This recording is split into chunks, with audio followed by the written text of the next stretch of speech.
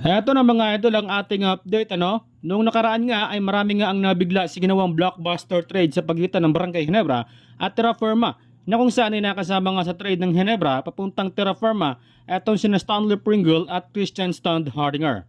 Well, sa kabila ng pag-trade ng dalawa ay naging positibo sina Stanley Pringle at si Stund na dominahin ang Terra Firma.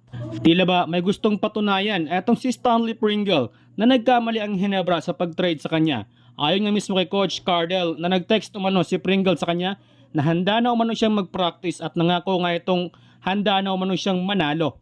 Nagulat umano siya dahil ibang-iba na umano si Stanley Pringle ngayon.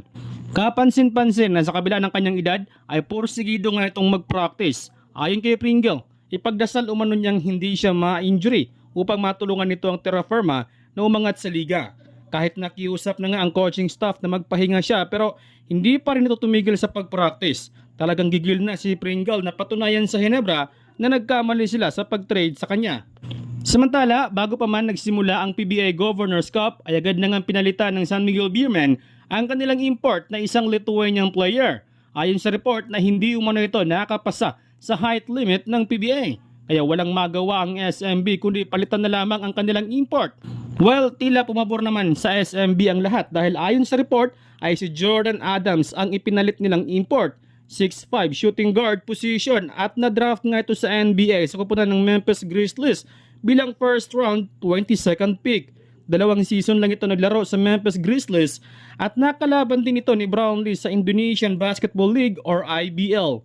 30 years old pa lamang itong si Adams kaya malakas-lakas pa ang player na ito. Our team is going to embrace it. We've been working on it in practice.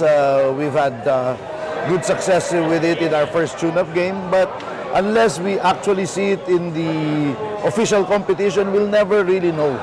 But like I said, at least we're trying something different. And I think that's important.